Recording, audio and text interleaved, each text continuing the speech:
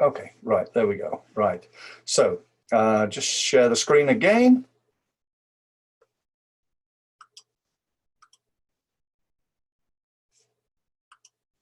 Okay, so second time of asking, we're going to start the webinar. I was just telling everybody that I really thank you for being here today, for spending your time, and I want to assure everybody that I will be doing my level best to make sure that you get the best possible return on investment from your time in being here.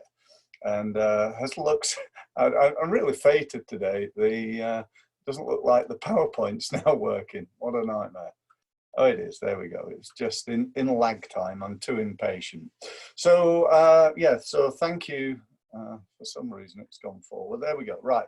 We're starting now, right? Let's just pretend all that rubbish didn't happen before and we're now off and running. So welcome. Thank you for your time in being here. I want to try to make sure that I give you the best return on investment from your time. As I've said, I'm not selling anything here today. I'm just trying to give you some great ideas and ways in which you can, I suppose, number one, stay in business these days. You know, you got to say that. And number two, to grow your business. You know, I was talking to a lady just before the webinar who's basically does tax advice. And she was saying, you know, I've never been busier. It's just so busy at the moment, you know, and, you know, her business is going great guns. So, you know, it's not that I think, you know, everybody's really struggling at the moment. You know, if you sell hand sanitizer, you're probably doing quite well right now. And, or toilet rolls, perhaps, I don't know. But the bottom line is, you know, we're in very, very strange times. We are all very unsure about the future. What's going to happen? How long is this going to last? What's the impact? And so on and so forth. We don't know. All I know is that I'm going to try to make sure that my business is in as good a condition as possible when things do turn around, whether that's in 3 weeks, 3 months, or 3 years. And I sincerely hope that's not the case. But you know, I'm going to be trying to make sure my business is in the best possible condition when it does. You know, all this is finished. But also, I'm going to make sure my business, or I do my best to make sure my business survives and even thrives in this tough time. So that's my objective. So what are we going to cover today? We're going to talk about some of the problems with marketing and some of the mistakes that I see businesses make. We're going to look at some of the latest stuff that's out from organizations like Google and Facebook and things that perhaps you don't even know about. There's some really new stuff that came into play in sort of December, January, that when I talk to businesses, they go, no, I've never even heard of that. So I'm going to talk to you about that and explain a little bit about it and how you might want to consider that right now or even going forward. We're going to talk about what I believe is your nucleus of your business, and that's your website, your CRO, which is your conversion rate optimization. So many businesses spend a fortune in time, money, and effort through email, social media, advertising, and so on and so forth, driving traffic to a website that doesn't convert. Now, how crazy is that? You know, spending money, spending £2,000 a month, getting people to land on a page that isn't converting. So I'm going to talk to you about your conversion rate optimization, making sure however many people are coming to your website, that the maximum lead generation is achieved. So that's a good session. Why you need to do it? Well, it's a little bit obvious, but you know, things are tough right now, aren't they? You know, and what tends to happen often when times get tough, whether it's through a recession or a problem like this or whatever, or just in a business, you know, things are tough, we're not doing so well. So what do? They chop their marketing, which is actually the opposite thing that they should be doing. And so, you know, we'll talk about that a little bit. How today will help? Well, it'll only help, I can tell you now, if you take action, because if not, learning new stuff not going to help your business at all. It's the application of what you learn that makes the difference in business, in marketing, in sales, and in life. And your investment, most of the stuff, it's really about, there's maybe some investment here today, certainly some of the new technologies, there will be an investment in it, but often these days it's an investment in time, an investment in time on LinkedIn, for example, or time on improving your website CRO. But like most things in marketing, it's not about the cost of it, it's about the ROI, the return on investment. If you improve your website CRO and all of a sudden you start getting leads in, then those few hours that you've spent are well worth it. So hopefully that's what you're looking for, and I really hope you enjoyed today. Just a couple of things first. Just want to go through some, I suppose, basics really, but just to clarify, if you want to get more profit into your business, you really think, right, okay, times are tough, I want to get more profit in my business, which by the way is the purpose of business. It's not about income. Income is vanity, profit is sanity. So if you want to get more profit in your business, there's only two ways of doing it. One is to reduce costs. Now, my first tip, I suppose, for today is to go and get a list of everything you're spending and work out what you need to do to reduce costs. What are you spending money on? Because I know there's something, there's bound to be. So what are you spending money on right now? Let's, for you, see that list, get it in front of you and work out what you can reduce. Now, don't get me wrong. Don't reduce the money you're spending in marketing unless it's, on stuff that's not working, and it might be a matter of working out what to do in order to improve what's not working or what's not working quite as well. The second way, and this is the way you can really leverage, is to increase sales. Become better at creating and converting leads into sales, because there is, at the end of the day, only so much money you can reduce, only so much you can save. But if you really focused on selling, then maybe the sky's the limit. Perhaps not right now, but at least it keeps you going and maybe moves you forward. That's ultimately what we're trying to do right now. I picked this up a little while ago from Tony Robbins, and Robbins is somebody I've learned a lot of stuff from over the years. I've been doing this now for 25 years, nearly quarter of a century actually. On the 1st of May, it's now what, the 16th of April, so in 14 days I'll have been doing this 25 years. I was going to have a big party, invite all my clients and things. It's not going to happen, is it? So I think I'll just maybe sit in my office and drink a bottle of champagne. What about that for an idea? And think of you all, think of all my clients and people that I know. But anyway, back to this. So Tony, there's one of the people I've learned a lot from. I've learned all about my marketing from the world's leading experts. That's what I do. People like Tony Robbins, Frank Kern, Jay Abraham, Dan Kennedy, etc., etc. I've literally spent I'd estimate over 20,000 hours in the last 25 years learning and studying the best marketing experts in the world. And one of the things that Tony says is, if you want to be successful, here's the key, the 5 steps. Know what you want and know precisely what you want. What is it you want? What would look good in the next month? What do you want? What is your goal in terms of lead generation or marketing improvement? I want to go from 200 contacts on LinkedIn and get to 500 inside the next month. So you've got to take some action there in order to do that, and so on and so forth. If you've not got goals for the next month, even week, then I think you should be setting some sales goals. Set yourself some sales challenges and do your best to try and stick to them. But there's very little value in knowing what you want if you don't do anything. That's just a dream. So Robbins says the next step is to take what he calls massive action. And I think that's so true in marketing. You know, if you do a little bit of marketing, guess what happens? Most people say to me, well, you know, I'm on LinkedIn, Steve, but I don't really do very much. Or, you know, I've tried email marketing.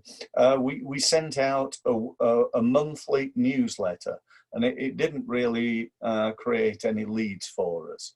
You know, surprise, surprise. Or, you know, I've tried Facebook pay-per-click advertising, but it didn't really work. I said, well, how much did you spend? I said, well, I put £25 in to it, you know, and it didn't work for me. Well, you know, again, it's no real surprise. My best one was a guy who said, I tried, this was quite a few years ago, he said, I've tried direct mail. But it's just been a waste of time, Steve. I said, oh, really? So how many letters did you send out? And he said, 10. He said, I said, what, you've tried, how many times have you done that? Just once. I sent out 10 letters and it didn't work. You know, you just need to do more. Massive is the key word there. So take massive action. Number 3, and this is something I go on and on and on to my clients about, measure your results. You cannot manage what you do not measure. We've all heard this so many times. And 99% of the people who come to me on the first time they work with me have no clue about their sales and marketing results.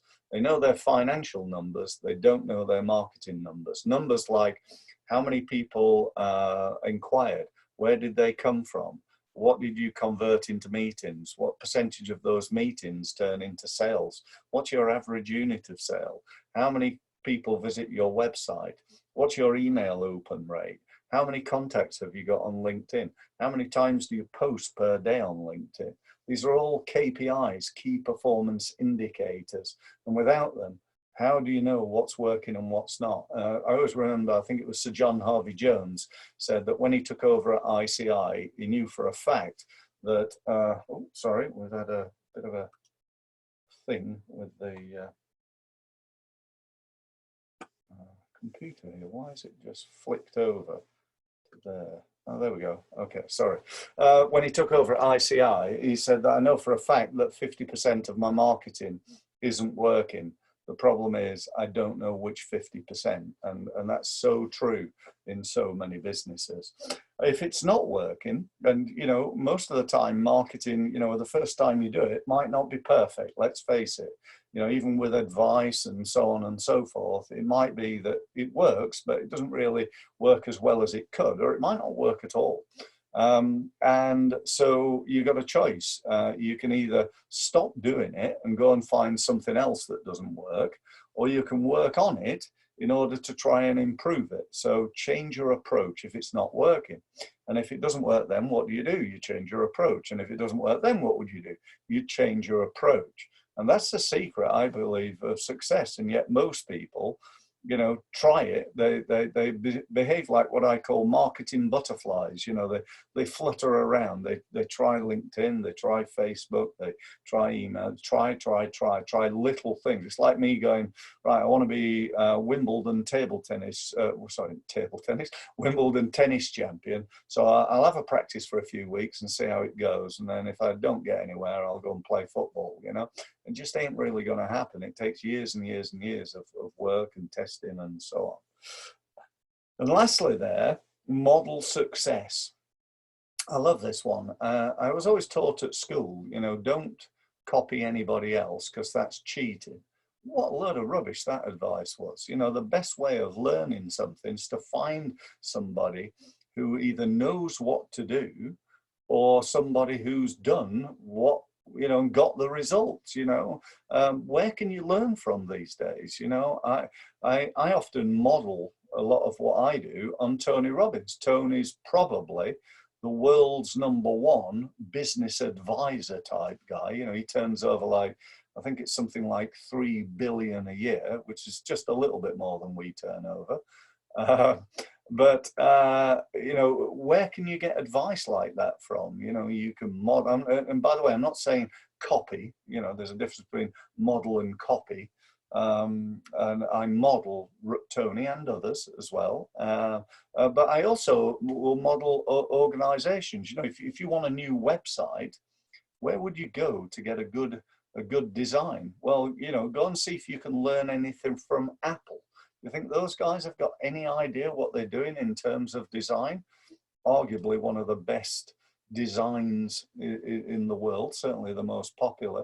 If I wanted to build an online website that you know, like a e-commerce site, you know, there's this website you might have heard of called Amazon. You think those guys have got a rough idea what they're doing in terms of selling stuff online? So is there anything we can learn from Amazon? So that's it really, 5 keys to success, and I hope that was of value. So how can your business then be more successful? What can you do?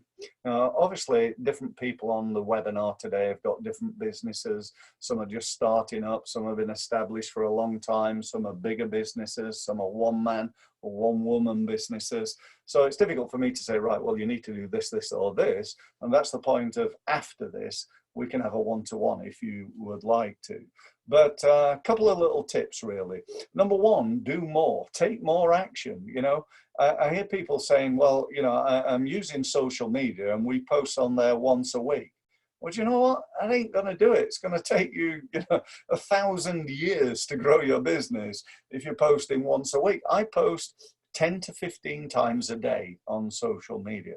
Now, that might be a little bit OTT, but I am a marketing guy. But I'd say you should be posting, I don't know, 2 to 5 times per day at least, because most of the people, most of the time, are not going to see your posts. People think, well, isn't that overbearing, Steve? No, because they're not, you know, how many of I've got 8,200 LinkedIn contacts. How many of them, if I was on there right now, posting on LinkedIn, how many of them are going to see my post? And the answer is probably about 50 of them, maybe 100. And that's it, because most of them are not actually on LinkedIn. You know what it's like, I post and then 5 minutes later, as people post on top of me, inside 5-10 minutes, that post disappeared into oblivion. And so take more action, send more emails, make more telephone calls. You know, whatever it is you're going to do more of it. The second one is just to become better at what you're doing. So you don't have to, you know, if you're already posting 2 or 3 times a day on LinkedIn, then just become better at it. You know, improve your posts. So, you know, if you looked at your posts now and said, right, okay, I want to become better at social media. My belief about social media is this: you should never ever post without making an offer. You should always make an offer on every single post that you do, always. Another tip, I'd say most of your posts should be video based. Really do believe in the power of video. Because, you know, I can be enthusiastic. You know, people buy into you. You know, you know what I mean. I can use my voice. Can't do that just writing something. So, you know, become better at what you're doing. So my system for this is let me just demo one on a video, if I may. So I'd go, if I was doing a video now for social media. Hi, Steve Mills. It's great to be connected on LinkedIn. I just wanted to tell you a little bit today about my 3 tips, 3 ways in which you can increase the number of people visiting your website for free. Just before I do that, I wanted to tell you about a seminar that I'm running. It's online, it's next Tuesday at 10 o'clock, and it's totally free to come along. If you want to come along to it, it'd be great to have you there. Now, where was I?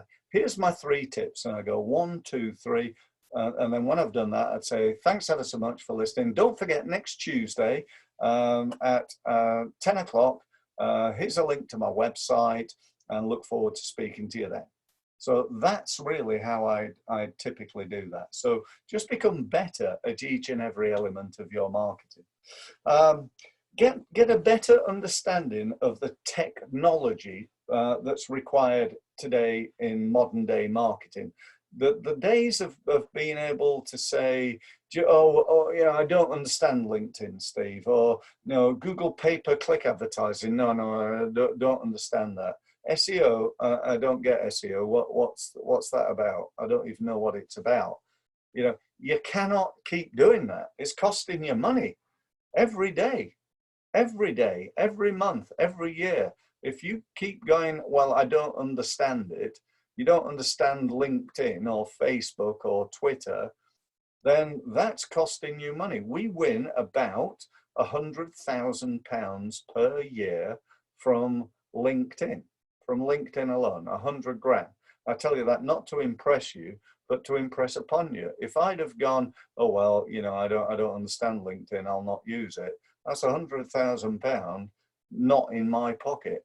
And if you're not winning business on LinkedIn, if you're a one-man, one-woman business who's just starting out, this is your first day on LinkedIn, and you're thinking, right, what is my goal for this year? It should be to earn at least 50 grand from LinkedIn. So if you're, you know, turn over a couple of million, it should be to you know, increase that by 500,000. You know, it depending on how big and where you are, that should be a goal, really.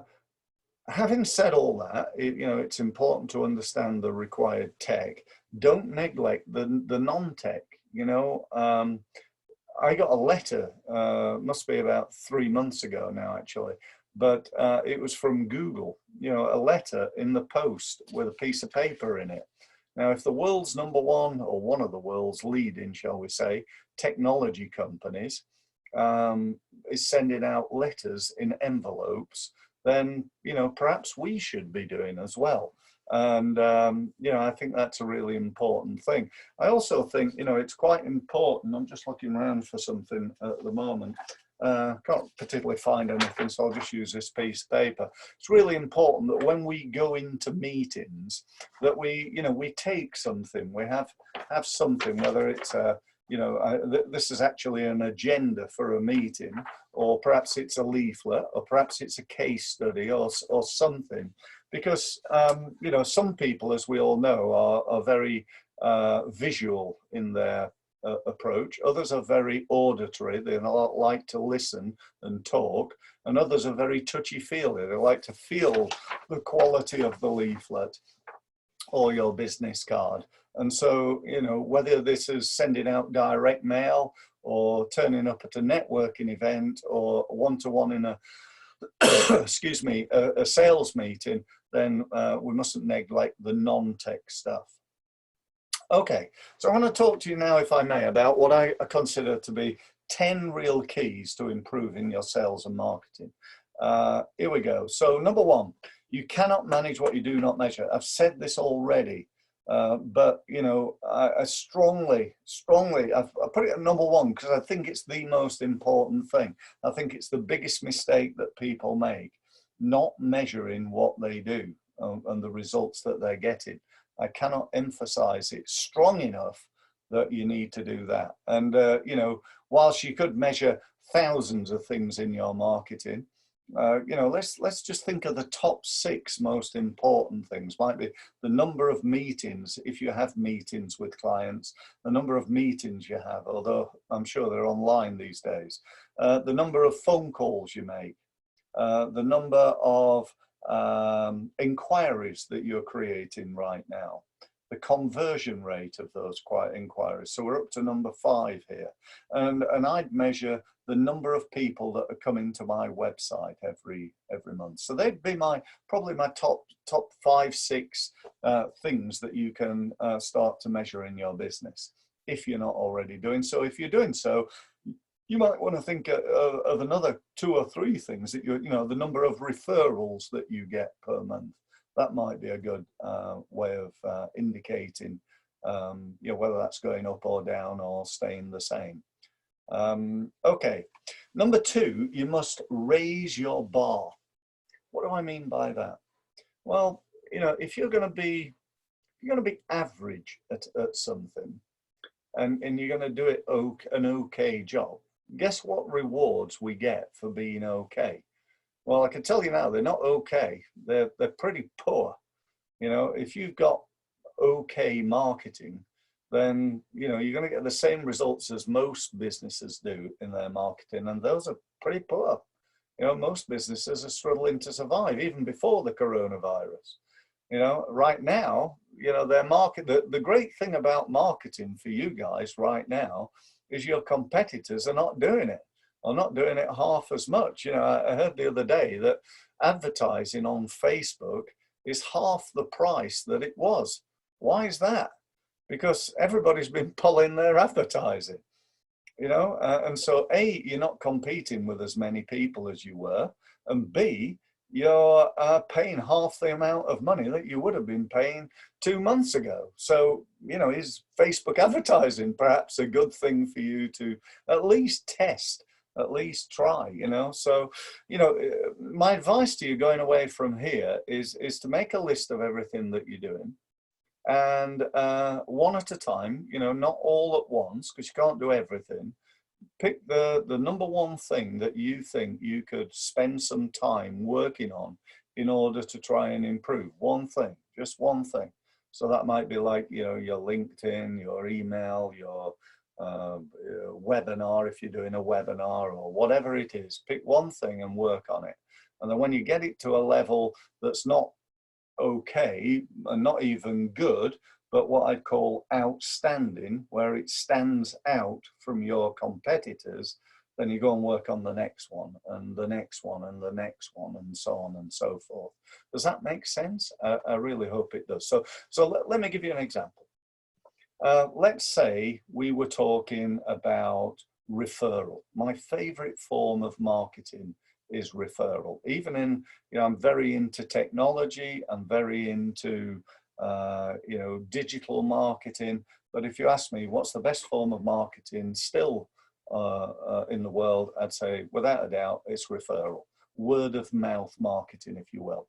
So if that's the case, then what's your system for referral? If we want to raise the bar, we've got to understand firstly what we're actually doing. What are we doing in terms of winning business from referral? Now, if your system right now is to do a good job and hope that people will give you referrals, then, you know, that can be improved, can't it? You know, just a hope. You know, you got two hopes, Bob Hope and no hope, you know. Can't remember where I got that from, but from somewhere. But seriously, you know, that will create an amount of business. Doing a good job, people will recommend you. But not all of them will. Let's say you've got 100 clients, you've perhaps got one or two that wouldn't recommend you because nobody's perfect. You've probably got 15 to 20 who have recommended you and do recommend you on an ongoing basis. But that leaves you with whatever it is, let's say 80% who would recommend you, they just haven't. And they haven't because they're not waking up every morning thinking, I wonder if I could recommend Steve to anybody. They would, but they haven't because I've not asked them.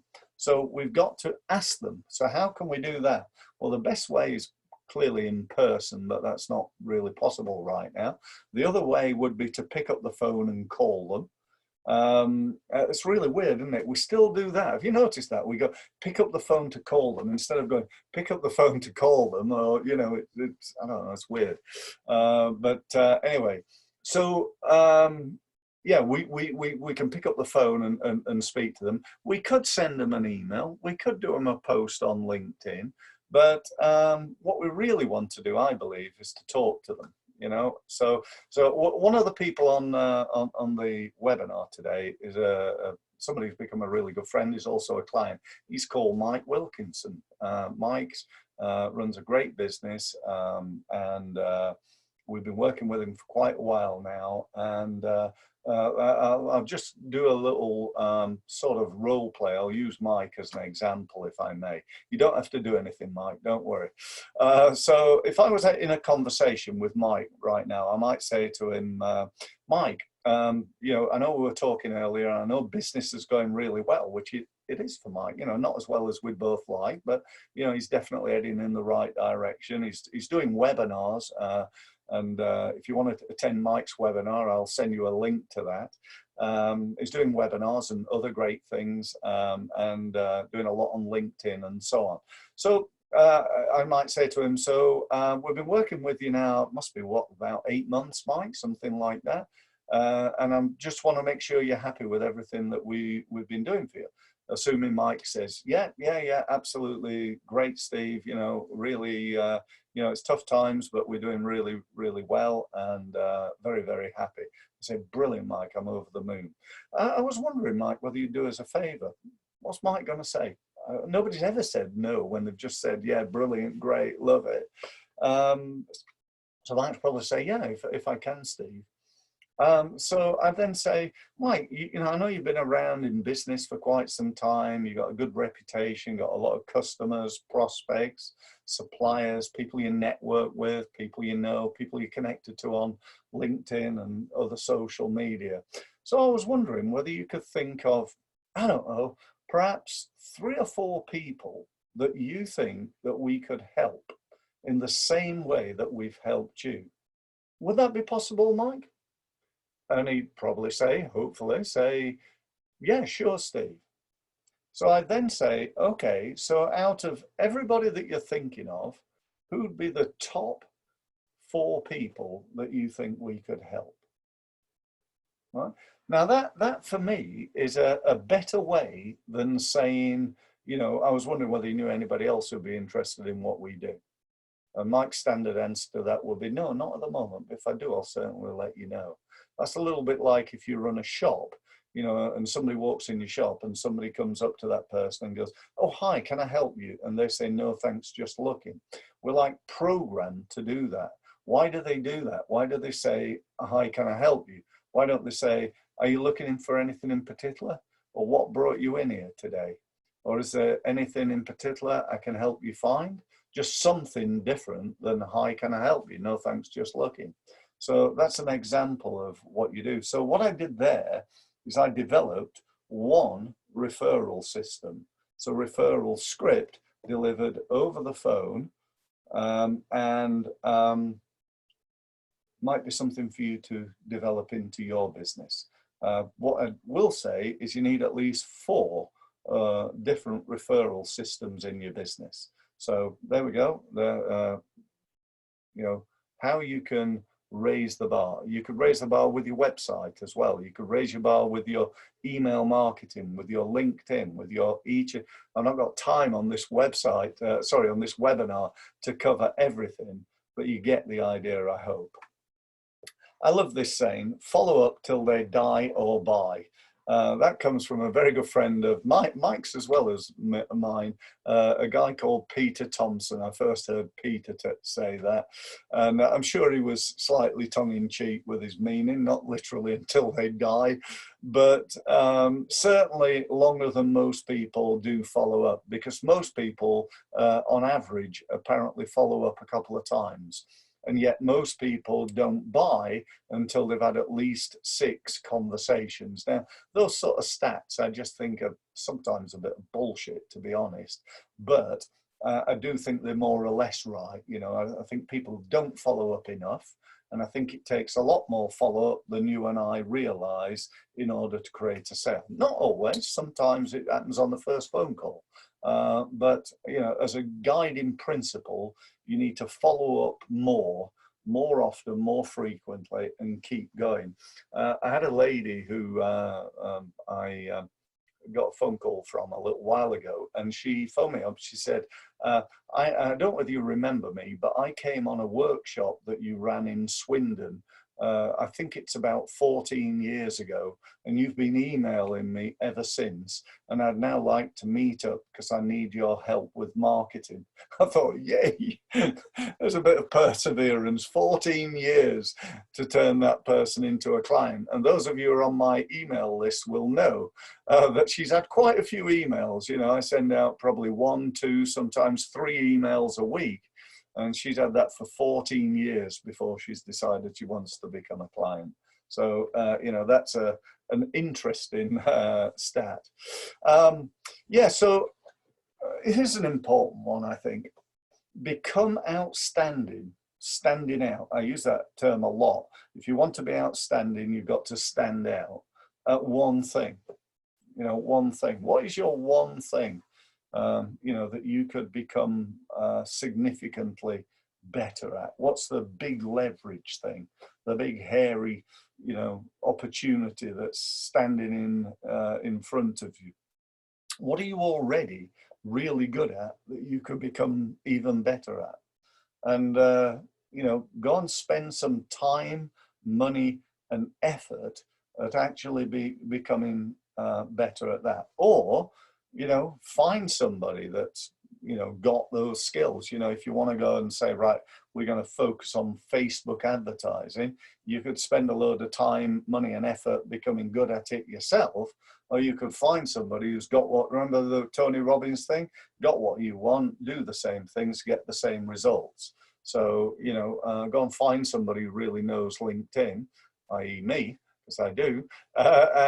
Sorry, I said I wasn't going to sell anything, didn't I? Sorry, it just came out. It just slipped out there. But seriously, you know, go and have a look at that. And look at each, again, I know it's the same message here. Have a look at each and every element of what you're doing. So I'd like to give you another example, if I may. If you're doing email marketing, right, and if you're not, you should be. You know, why wouldn't you be? You know, so, well, I've not got a database. Well, get one. Go and start developing your database. So within an email database or within email marketing, there are certain KPIs, key performance indicators. So one would be, how often are you emailing? As chances are it's not often enough. I'm not suggesting you do the same as me, but you might want to increase the amount of contacts that you're making with people. Sending a quarterly newsletter ain't gonna do it. It's like, you know, I meet, and I'm married now, but if I was single and I meet a young lady and I said to her, look, you know, I've had a really nice evening with you, really enjoyed it, I'd love to see you again. And she says, yeah, brilliant. I said, well, I'll tell you what I'll do. I'll send you an email in about 3 months. How's that? You know, that's never going to develop that relationship. Now, I know you're not after that, let's say, intimate relationship with your customers, but you want a level of relationship, a business relationship. And so you've got to keep in touch with your customers and, importantly, your prospects. I got a database on LinkedIn of 8,200, it's just less than that, people. And I can tell you now, they all know me. It's really weird.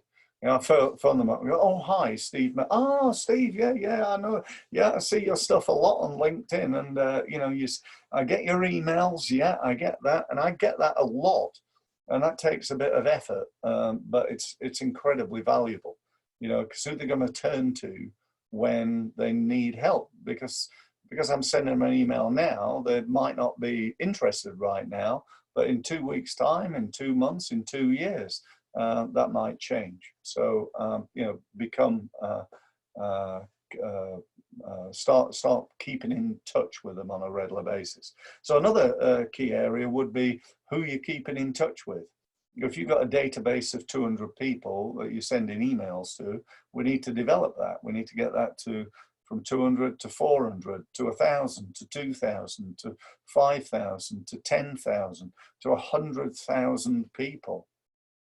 You see how, you know, if you send it to 200 and that gets you 2 leads, if you send it to 400, potentially it'd get you 4 leads. So just literally multiplying the amount of communications you're putting out there could make significant improvement in your business. So another one would be looking at the actual email. So things like the headline, is that as good as it could be? Is the opening paragraph as good as it could be? Is it personalized, like with hi Fred, you know, hi Ian, or whatever it is? What are the subheads like?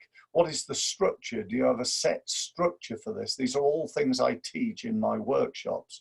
What about the bullets? Has it got lots of bullets in there? Has it got a strong call to action on the end of it? Has it got a PS? There's an old saying that when writing direct mail, that the PS was the most important part of the letter other than the headline. People look at the headline, what's this about, who's it from, and read the PS. So has it got one of those? These days, you probably see a lot of my emails with video embedded into it. You know, again, great opportunity. What could you do in that? You could have talking head, like I'm, you know, talking on a video. You could have a testimonial. You could have a screen capture software using something like Camtasia. There's lots of different ways you could use video. You could have testimonials in there. You could even have a case study in there. You could give away some great ideas and examples. You could have links coming back to your website. I do this all the time. I can't remember ever sending an email out without a link to drive traffic to my website. Why would I do that?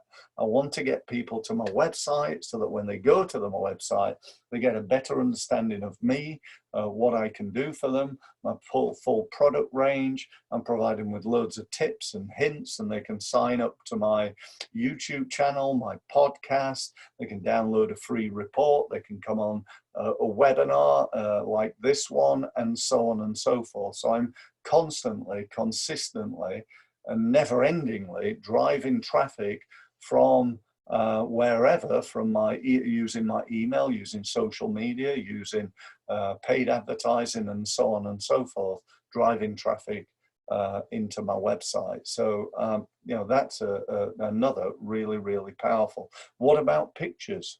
You know, adding pictures. Picture paints 1,000 words, so they say. What about using plain text instead of all this HTML stuff, which doesn't get past spam filters quite so easy? Just make it very, very plain so that there's no HTML in there. Therefore, you improve the deliverability of the actual email. So there's lots of different things that you can test in order to become outstanding at this thing called email marketing. What about setting up some joint ventures?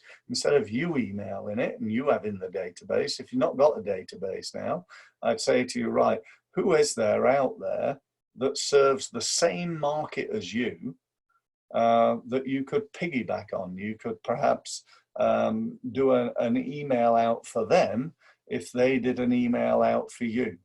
Or you could perhaps pay them for doing it for you. You know, saying, I could say to somebody, look, you got a database of 10,000 people. Would you do me a favor and promote my XYZ service to those 10,000 people? And any sales that we get, we'll do a 50-50 deal on it. How's that sound? So, you know, it's just a matter of thinking outside the box, really. So become outstanding at one thing. And again, if you looked at each and every element of your marketing and did that, then that would be good. But again, one at a time, not all at once. You got 15 things you're doing. You can't improve in 15 things overnight. So focus on one thing for now. Number 5, commit time and money. You know, people say, well, you know, I haven't got, you know, I've not really got a budget. Well, I understand that, but you know, if you haven't got a budget and you've never got a budget, then you know, they're never going to get anywhere. You've got to invest time and money. More these days, it's about investing time in it. You know, how many phone calls did you make in January? How many in February? How many in March? How many have made so far? Bearing in mind that right now, it's tougher to create leads than it was probably in January. You know, should you be making more phone calls or less phone calls? What would you think if you're determined to get leads? You know, I got 2 sales this morning. You know, how cool's that?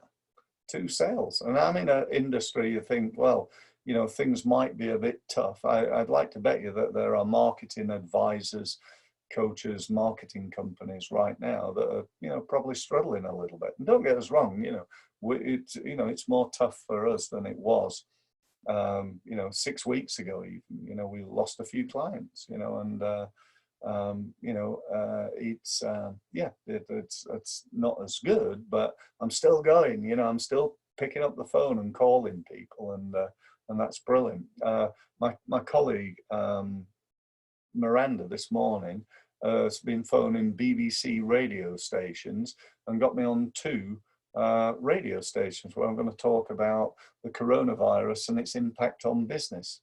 You know, so I'm going to get myself out there in front of many thousands, perhaps hundreds of thousands of people. I think it's BBC Radio Oxfordshire and Radio Sussex, I think she said.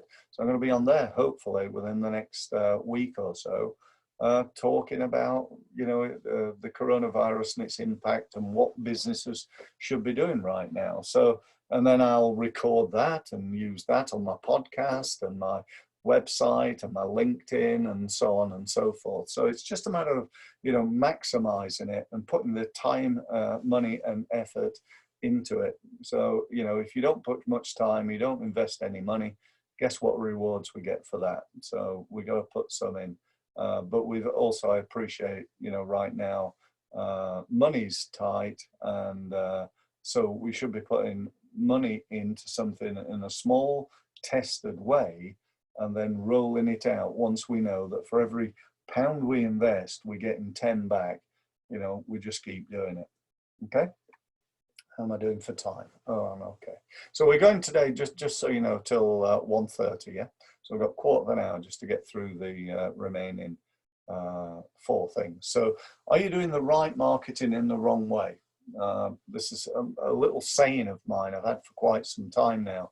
I believe so many businesses, it's not that they're doing the wrong marketing, it's they're doing the right marketing, but they're not doing it in the right way because it's not working.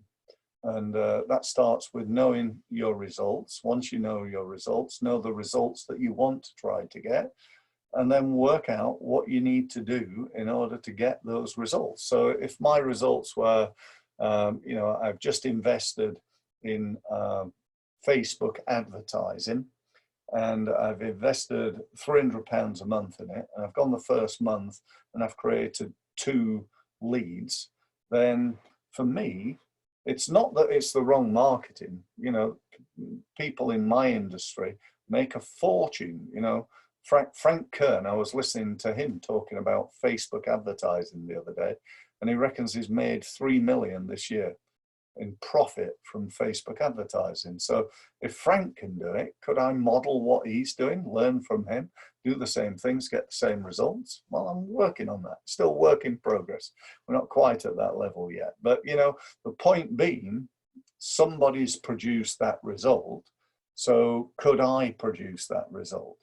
And the answer is yes, I believe. I just got to know what they're doing, do the same things, get the same results. So it's often not that you're doing the wrong marketing, you're doing the right marketing, but it's in the wrong way. So you need to test, change things. You know, I'll go back to another example. If you're going networking, right? You're going networking and it's not really working. You've been going to networking for a year now and you're not really winning much business. What's wrong? Could it be the events that you're going to? Could you be going to the wrong events? So, you know, there are these events where you got, you know, it's full of one-man businesses, but you're a HR manager and you want to be in bigger events. So it could be the events you're going to. It could be the number of times you go. You only, you know, you join the Chamber of Commerce and you only turn up once a quarter. So, you know, how can you build a relationship once a quarter? So we need to be there on a regular basis. You need to perhaps think about, you know, how you look and what you take when you get there. Do you have a card? Do you have information? Do you look smart? You know, do you have a suit or are you there in jeans? Because that's going to affect people's perception of you. What about things like your follow-up? That's a big area. That's a massive one of the, you know, I've been going to networking events myself for years and years and years.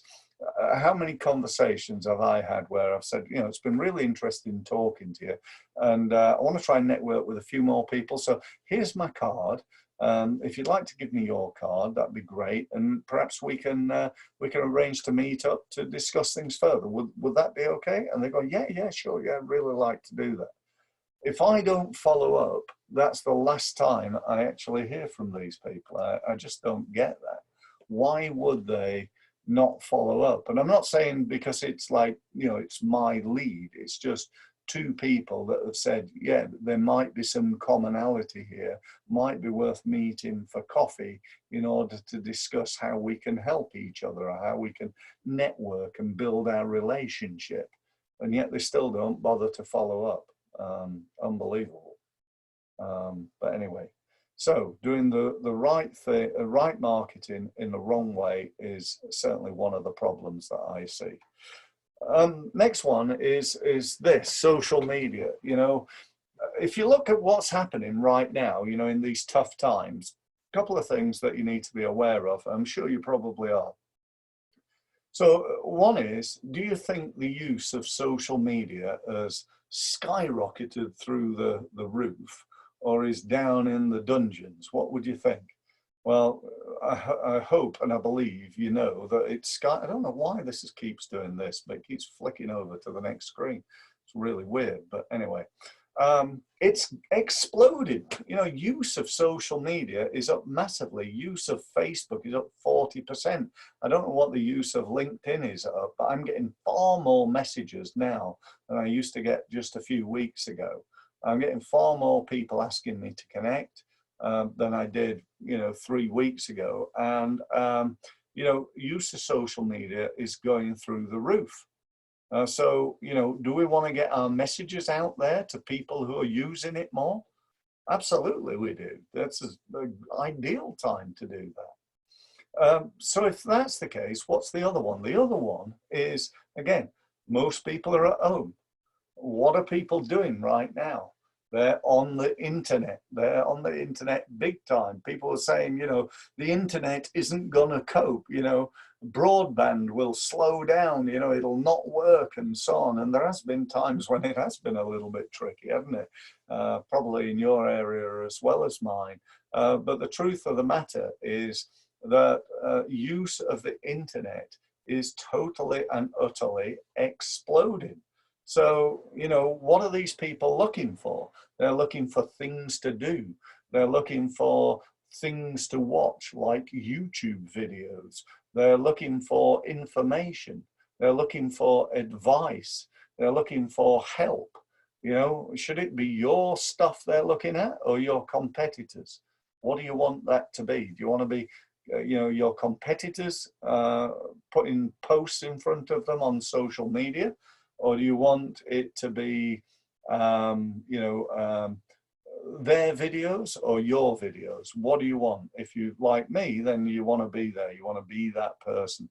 So, you know, get yourself out there is all I can say. Number eight is that your biggest problem, the biggest problem that I see with businesses is obscurity. Nobody's ever heard of you. You know, if you looked at your market, if I look at my market and I said, well, I work with, you know, in a broad sense, businesses in the UK, there are 3 million of them, right? 3 million businesses in the UK. So therefore 3 million business owners, probably more than that because there's partnerships and so on. But how many am I communicating with right now? Well, I've got about 10,000 people on my email database, and I've got about 60 to 70,000 people that I'm communicating with through social media. I can then use LinkedIn groups to communicate with probably about 500,000 people. So let's be really, really optimistic and say that I'm getting marketing messages out every month to, let's say 600,000. That's 600,000 out of the 3 million businesses. So again, obscurity is a problem. And if you're like most of the businesses that I see, your numbers are nowhere near my numbers. You know, you're probably not communicating. You've probably not got a database of 10,000 email addresses that you can send out to. And you've probably not got anywhere near the social media that I have. And again, I'm not trying to, you know, impress you, just impress upon you that obscurity is a real problem, and we've got to get your name out there, be it through PR, through email, through social, through YouTube, through whatever. I was talking to somebody earlier today and saying that if you look at it right now, you know, in the past we had TV and we had radio, and we still got them, obviously, but as a small business, we certainly, you know, couldn't really afford TV advertising. And even radio advertising was pushing it, probably a decent campaign, 5 to 10 grand. And TV, you know, could be $500,000 or something. So we couldn't really afford that. But now we can do it. We can do it actually for nothing. So how can we do that? Well, TV has become YouTube or video. Right? We can communicate with people in the same way that TV does, but via video. Radio is now podcasts. So we can easily, quickly set up a podcast and talk to people and provide information and ideas and so on. But, you know, if I asked everybody on the program today or on the webinar today, if they've got a podcast, 99.9% of people have said no, they haven't. Why? Well, why not? You can do it for free, or you know, just a little bit of money. I think I use something called Spreaker, like speaker, but with an R in it. Spreaker. I think it's $99 a year, and I can do a podcast every day if I want. You know, so it's a no-brainer. So let's start and work on that. Number 9, yeah, this is the bit where I told you about, I was going to talk to you about embracing the future. How are we doing for time? Okay, I'm going to maybe run 2 or 3 minutes over. I hope that's okay. But definitely be well worth your while. So embracing the future. A couple of things have just come out. 2 I'm going to tell you about.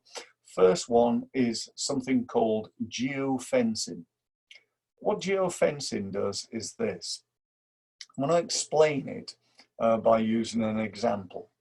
Let's say you ran a gym, a health club, or perhaps even a restaurant, or a golf club, or some sort of facility, and your competitors did the same. And I'll use the example of a gym, if I may. So I'm based in Portsmouth, and I run the Steve Mills Health Club in Portsmouth with a sauna and a swimming pool and a gym and all that sort of stuff. And I want to really win business from all the other health clubs in the area. So I could go to Google and I could say to Google, right, what I'd like you to do is to put a geofence, which is like a digital fence, around each and every gym within a 10-mile radius of my gym. And I want to then advertise to anybody who walks into that gym with a mobile phone. So it's tracking our phones, yeah? It's using your phone. We all know this happens. You know this happens, don't you? Where Google and others and Facebook know exactly where I am right now, or it knows exactly where my phone is because there's cookies on here that are being left by all the apps that I've downloaded. And so that's how you do it. So you say to Google, I want to advertise to people who've walked in the John Lloyd Club in Portsmouth, anybody who's a member there, anybody who goes there to inquire, the family of people who go there, the people who visit for the day. They're going to start, as soon as they walk in there and walk out again, for the next 10 days, they're going to see advertisements for the Steve Mills Gym. That's how geofencing works. The other one is something called buyer behavior. Buyer behavior works in the same way, but instead of it being facility-based, it's website-based.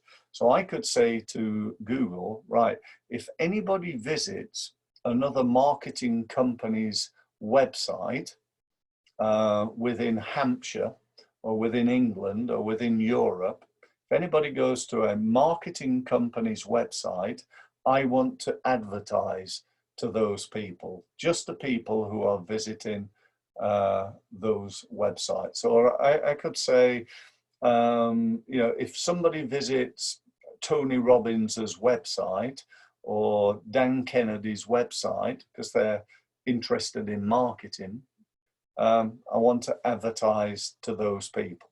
So this is a huge opportunity, I think. Advertise to people who are your competitors' customers and prospects. and nobody else. And it works on a pay-per-click basis, by the way. If you want to know more about that, that's something we can have a conversation about in our one-to-one. And lastly, I just wanted to talk to you about what I think is the hub of your marketing, and that's your website. Your website is so critical to your business. It's, the place where I think a lot of people don't maximize it as a resource. I think every single person on this webinar, including myself, should be looking to improve their website and make it better going forward. I've given some examples of ways you can do that, but just very quickly, if I give my top, whatever it is, probably top 6 things. So improve the headlines, improve the words, add video, add testimonials, add a call to action. That's 5 things, and improve the quality of the pictures on there. So there's 6 things easily that you can do to improve the most important part of your marketing, and that is your website. So I hope that was of value. So the question is, you've spent an hour with me now. Yeah, exactly an hour. So what are you going to do? Nothing? I hope not. I hope you're going to do something. I hope you're going to at least work on, some of the ideas that I've shared. I hope you're not going to carry on as you are. I hope you're going to take steps. If you want to work with me in any way, even if you don't, and you just want a one-to-one, just, book it. Book a one-to-one with me. I'm very cool with you spend time together. Let me demonstrate further my expertise. There's no hard sell again, I'll provide you with some real advice. We'll work on one thing. I'm going to work on one element of your business. I'm going to give you some great tips. And at the end, I'm going to ask you, so what do you think? Do you want to work with us in some way? And if you do, you do. And if you don't, that's fine. And that's as high pressured as I get. Okay. So if you want to do that,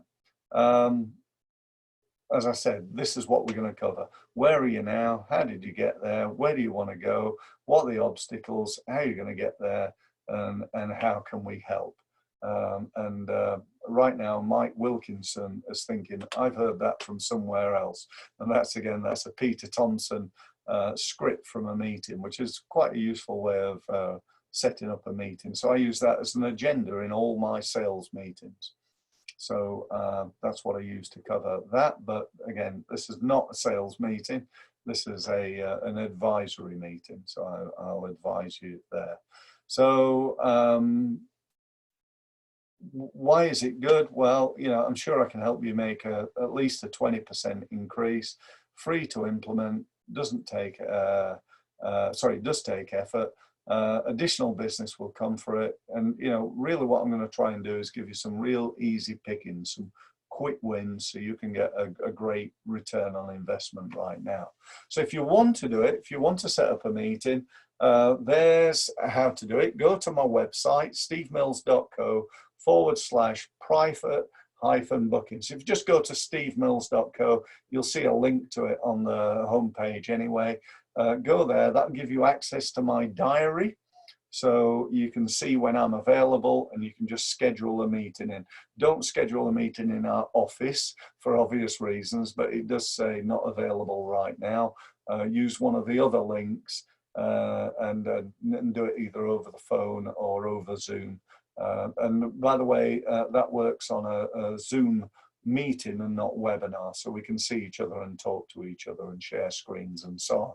So that's about it. Thank you ever so much. I'd love some feedback on the webinar. So if you enjoyed it, it'd be great to hear from you. Love a testimonial on LinkedIn about it. If you'd be kind to do enough to do that, I'm going to ask Miranda just to send you a quick request, and it'd be great if you give me a recommendation. If you know anybody else who'd like to attend the webinar, I run these every week, every Thursday, 12:30, and please feel free to let other people know. If you want to sign up to my podcast, it'd be great for you to do that. Again, that's on my homepage. I'm giving you everyday tips and ideas, ways in which you can grow your business. And then the last one would be, again on the homepage, is a link to a report that I wrote a little while ago called the Results Report, which basically covers the 10 key things that I showed you there. But if you want a physical copy of that, you can download that there. So that's about it. Thank you ever so much for listening. Enjoy the rest of your day, but stay safe, everybody. That's the number one thing, and look after each other. And let's hope we get out of this current situation sooner rather than later. This is not only having a massive effect on people's health, but on their businesses, on the local economy, national economy, and even on the world. I really do believe that the world will never be the same after this. But the sooner we get over it, the more closer we can get to how we were before. Which hopefully is a good thing. But anyway, that's another question, another conversation. Thanks very much for listening. Thank you.